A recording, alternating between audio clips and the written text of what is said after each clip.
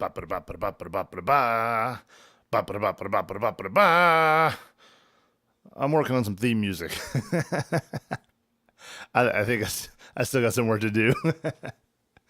Welcome back, guys. Railbird Radio, episode 4, coming at you from Denver, Colorado. Straight out the D? That sounds weird. Yeah, we're not going to use that. I think that's Dallas. It doesn't matter. Anyway, thank you guys for listening. I'm really excited to tell the story I'm going to tell tonight, and I was inspired by the new law that just passed. And if you didn't know, the Supreme Court just ruled 6-3 to strike down the Professional and Amateur Sports Protection Act of 1992, a law that barred state-authorized sports gambling in all the states except Nevada. And New Jersey plans to be the first state to offer sports betting outside of Nevada, with Delaware, Mississippi, New York, Pennsylvania, and West Virginia following in close pursuit. So soon, it is very possible you might see betting lines being made on pool again. So I wanted to tell the story, the highly controversial story that may or may not be true, of the last time that Vegas put a sports line, or put a line on pool. And for a little backstory, this was a tournament created in 1991 by a guy named Matt Braun, who had the idea to have a winner-take-all tournament for $50,000 first prize, which at the time was the highest paying pool tournament in the United States, and possibly the world. And he got together at that time what he figured were the 8 best players. And they were Mike Siegel, Buddy Hall, Earl Strickland, Alan Hopkins, David Howard, Nick Varner, Jim Rempe, and Mike LeBron. And for all you Earl fans out there, I heard a rumor that I read on AZ Billiards forum, so I guess I read a rumor, that Earl, upon hearing about this scandal that was about to go down, backed out of the tournament because he didn't want any part in it. And if that's true, and that certainly may or may not be true, kudos to Earl for having some integrity.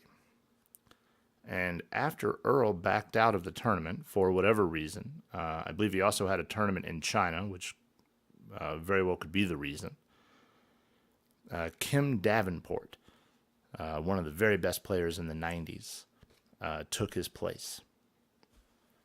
So you have all these famous pool players that are going to get this chance to play for $50,000 first prize. Now, the Vegas bookmakers, in a very odd move, made Mike LeBron, and if you're not familiar with Mike LeBron, he won the 1988 U.S. Open over Nick Varner, and the 1990 Glass City Open over Johnny Archer, amongst many, many other pro titles. Those were just 2 of the ones he won towards the end of his career. So he's a fantastic player. And that's Spanish Mike LeBron, for you guys out there that might know him, from Puerto Rico. And fantastic player. And for whatever reason, the odds makers gave the rest of the players pretty sano odds. Buddy Hall, Nick Varner, Mike Siegel, 3-1, 4-1. Dave Howard, 6-1.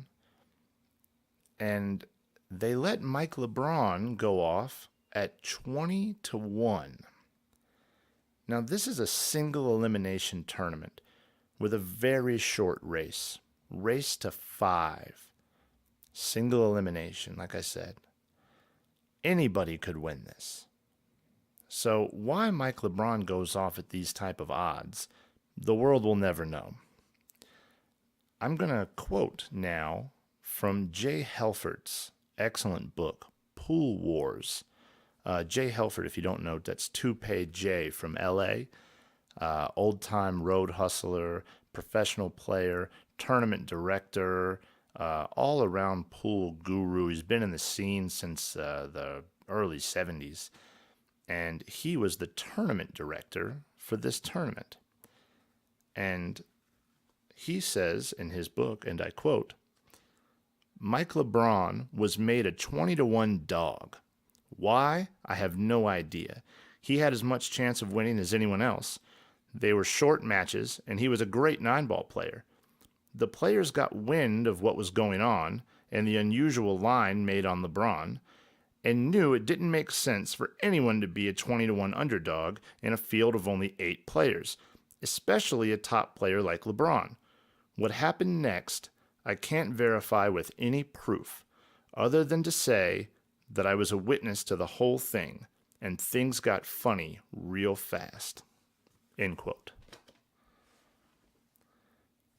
What Jay is referring to is that it seems, and once again, this may or may not be true, that the rest of the 7 players colluded to possibly not only split the $50,000 first place prize amongst them, but also to place as many bets as they could on Mike LeBron and then dump to him the entire tournament, let him win, and split the $50,000 and all the bets they had on Mike amongst each other. Now, it's very unclear, and it's argued about incessantly on places like AZ Billiard forums, Southwest or Southern Billiards forums. You'll have people argue this left, right, and center. People that were at the tournament, people that knew these guys personally. To get the truth is impossible. But it is very compelling, and the final matches are on YouTube now, and they do look mighty fishy. So I highly recommend you watch them for yourselves. This tournament, finally, is the inaugural Challenge of Champions, the 1991 Challenge of Champions. And the way it starts is with Jim Impe, who was one of the very best players at the time, King James, famous player, having LeBron beat him 5-3. And this match, sadly, is not on YouTube that I could find. Maybe you can find it. But, I would say LeBron's an underdog to Impe all the time. Not a huge underdog, mind you, but an underdog. So 5-3, that's a very convincing scoreline. Next, LeBron plays Dave Howard. Dave Howard was super hot at this time, and Dave gets ahead of LeBron 3 or 4-0 in a race to 5. And Dave Howard, who's a very solid player, takes his time, doesn't do much, with the cue ball. Great shot maker, has held his nerve exceptionally well the entire match. All of a sudden, falls completely apart. And I recommend, like I said, watch that match for yourself. He misses a lot of balls, and LeBron makes errors and keeps getting back to the table, and he ends up beating Dave 5-4. So now, Mike LeBron is in the finals with Buddy Hall.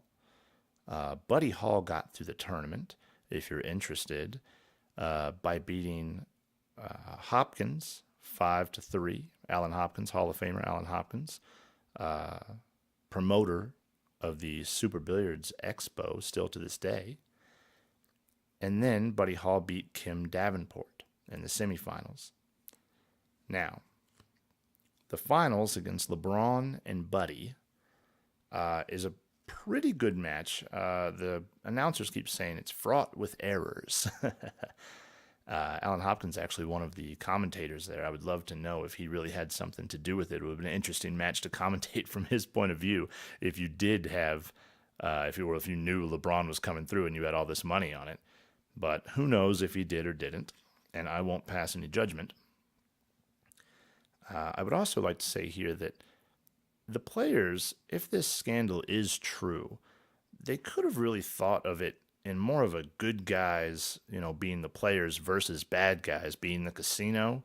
I mean, to them, it might not have been so scandalous as like, hey, the casino's always taking our money and they have all this money, so we're going to get back at them a little bit. Like, I could see them feeling that way about, feeling like what they were doing actually wasn't that bad of a thing. But in either case, the match between Mike LeBron and Buddy Hall goes back and forth, tons of errors.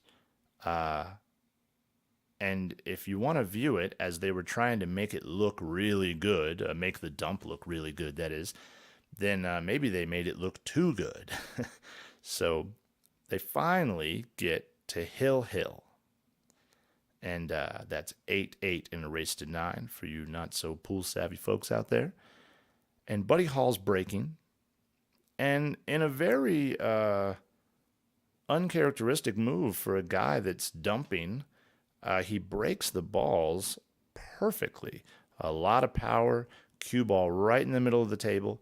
And if I'm not incorrect here, I believe the 9 counted on the break. So I would certainly think that if you were dumping, you would break the balls really poorly or try to scratch, knock the cue ball off the table. But he didn't.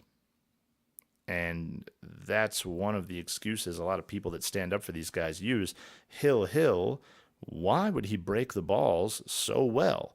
Now, it's possible the 9 did not count on the break. And in that case, well, then, maybe it's not so fishy. But if the 9 did count on the break, well, that's pretty fishy. You wouldn't want to, spoil the whole gig by making the 9 on the break. Now, the 9 hadn't been moving very much, so maybe he just said, I'm not going to make this look terrible by breaking so poorly. But anyhow, he breaks the balls great. He makes a ball, and he runs out the entire rack and gets very good shape on an 8-9 combination. Now, I should say, the rack before this, Buddy got almost straight in on the 8 ball and missed it badly. And it's an easy shot. It is a shot that he's going to make 99% of the time. And he, in my opinion, he very obviously lines up to miss it. Whether that's true or not, of course, we'll never know. But it was a very, very uncharacteristic shot for Buddy to miss to win the event. So in either case, he is now on the hill.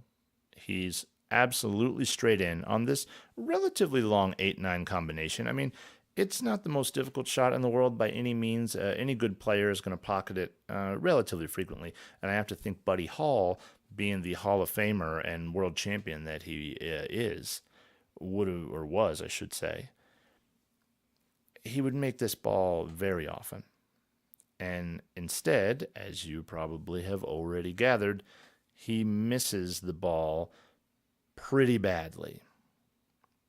And LeBron gets up there, pockets the last 2 balls, and absolutely freaks out. He's jumping around. He's hugging his wife. He looks truly jubilant. So if he was in on the whole thing, and he might not have been, who knows, they definitely might have just been letting him get through, and they were going to split the money up between themselves. But Buddy, during this whole loss, looks pretty calm. He looks like a guy that is not sweating it very much at all, and he's a big guy, and he's dressed in, dress clothing, and, I didn't see any sweat on him. He looks like a guy that possibly was not very worried about what was going to happen. And, I thought that was kind of telling, but, you'll never really know what was going on in Buddy's head, and I'll leave it up to you guys. Watch those matches on YouTube. You can just Google the 1991 Challenge of Champions, and it will come right up. I believe some of the matches are mislabeled, but you can quickly see who's who. And it turns out that the players somehow, and I couldn't find out with all my research, I couldn't figure out how they got caught. Maybe somebody talked, maybe, the betting just looked very fishy. But somehow the casino bookmakers found out, or so they think they found out, that the tournament was fixed. And they never allowed pool to have a betting line in Vegas ever again.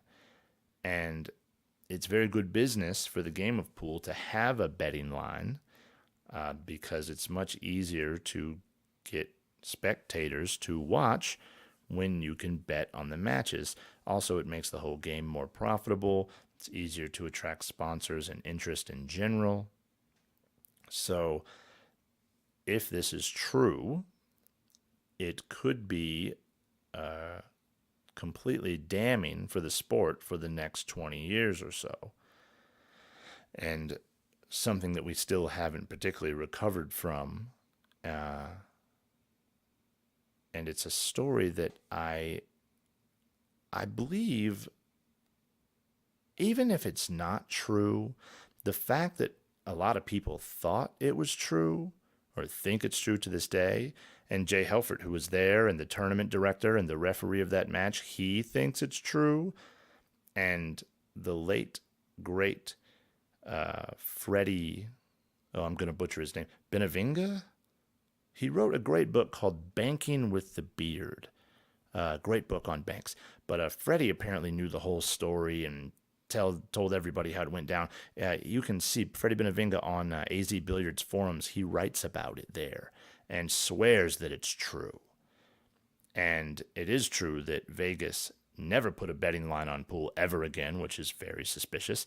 And from all the years on for the Challenge of Champions, Matt Braun, the tournament promoter, made all the players sign a form that they couldn't split any of the prize money or they wouldn't be paid. So that's very telling as well. Obviously, everyone thought that there was something extremely fishy going on. So, in lieu of this new law that just got passed, I would say the lesson is don't let that type of thing destroy the reputation of pool, this dumping and the fixing of matches, that now we have this great opportunity to have sports betting like snooker. Snooker is sponsored by Betfred, professional snooker in Europe, and that's their title sponsor, Betfred being an online betting forum. And Party Poker has sponsored Matchroom events for a long time. Matchroom, who famously does the Moscone Cup, the World Pool Series. They used to do the World Pool League. Right now, the World Cup of Pool is going on in Shanghai. Go Team USA. Woo. And it would just be really nice. And I've heard some rumors from very good sources that some of these professional betting companies, these online companies, are already looking at pool as a potential outlet. So that could be potentially extremely exciting for the game and giving it the shot in the arm in a company, or in an industry, I should say, that goes right along with pool. I mean, back in the day, the Professional Billiards Tour was the Camel Billiards Tour, Camel cigarettes. And, think what you want about cigarettes, but it went right along with the U.S. style of pool with the bar scene and, the whole culture of drinking and smoking and gambling that was popular with pool at the time. It's not nearly as popular with pool anymore, but I would sure not mind if Camel or Budweiser wanted to sponsor a major pool tour. It wouldn't bother me in the slightest. No, but I believe there's laws in the U.S. now where they can't be title sponsors of things. It used to be Winston Cup in NASCAR, Winston cigarettes, and now they had to change that years ago now. And it used to be the Busch series, Busch beer used to be the other NASCAR series, and they changed that as well. So I believe there's laws on the books where uh, narcotics companies or whatever can't be title sponsors of things, but I'm not sure. Perhaps you would know better than I in that regard. Anyway, I like this story. It's very intriguing. I like that there's a bit of mystery about it. Not, no one seems to know if it's absolutely true or not, or if all the players were involved in it, and if Earl Strickland really said what he said, and if the fix is on, I don't even want to be a part of it. Uh, at that time, Earl was one of the absolute hottest players on the planet. So it would be odd that Earl wasn't there when there was that much money to be won in his absolute best game, 9-ball. So, I'll leave you with that and allow you to make your own opinion. I'd like you in the YouTube comments, go ahead and comment how you feel about that, because I'm interested to know if you guys think it was a dump or not. Those players, those players are famous. They're heroes to myself, to so many other pool players, and you don't really want to believe, particularly that they would do that. But if I were in their shoes, it makes so much sense. And also, we're talking $1991, so that's a lot more money. And back to the good guys versus bad guys thing, they might not have, they might not have thought that this was such a big deal. There's this huge amount of money to be made. There's not very many of us. We'll make a little side deal. Nobody's getting hurt, particularly. We're still going to play all the matches. But then the dumping and letting LeBron win and really not playing good pool. I mean, that's the thing, is the matches aren't that fun to watch. They're kind of sloppy. And they could have been sloppy because the players were, under a ton of pressure, which they certainly were. But I'm not so sure. Anyhow, think about it. Let me know, guys. I hope you enjoyed this little story. I'm going to keep it short tonight. And I have another interview episode for episode number 5 coming pretty soon. If we can get the logistics all worked out. It's hard to nail down these interviews sometimes because everybody these days is so busy. But I really appreciate you guys listening. I enjoy doing it. Thank you very much, and I'll see you next time.